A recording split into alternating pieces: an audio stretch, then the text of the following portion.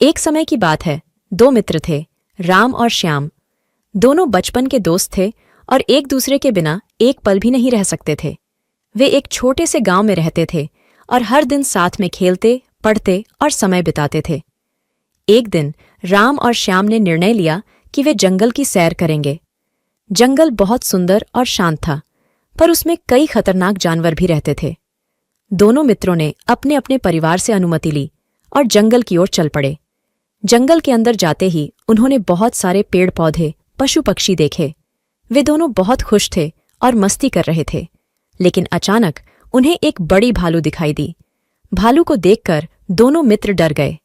राम जल्दी से एक पेड़ पर चढ़ गया क्योंकि उसे पेड़ पर चढ़ना आता था, लेकिन श्याम को पेड़ पर चढ़ना नहीं आता था। वह घबराकर जमीन पर ही खड़ा रह गया। श्याम ने सुना था कि भालू मरे हुए लोगों को नहीं खाता, इसीलिए उसने तुरंत जमीन पर लेटकर सांस रोक ली और मरने का नाटक करने लगा। भालू ने श्याम के पास आकर उसे सूंघा, लेकिन उसे मरा हुआ समझकर छोड़ दिया और वहां से चली गई। राम ने जब देखा कि भालू चली गई है, तो वह पेड़ से नीचे उतरा और श्याम के पास आया। उसने मजाक में कहा, श्याम, भालू तुम्हारे कान में क्या कह रही थी? श्याम ने गंभीरता से जवाब दिया, भालू ने मुझे यह कहा कि सच्चे मित्र वही होते हैं जो संकट के समय साथ न छोड़े। राम को अपनी गलती का एहसास हुआ और उसने श्याम से माफी मांगी। श्याम ने उसे माफ कर दिया और दोनों ने फैसला किया कि वे हमेशा एक दूसरे का साथ देंगे, चाहे कैसी भी स्थिति हो। सच्चे मित्र वही होते हैं जो संकट के समय साथ न छोड़ें।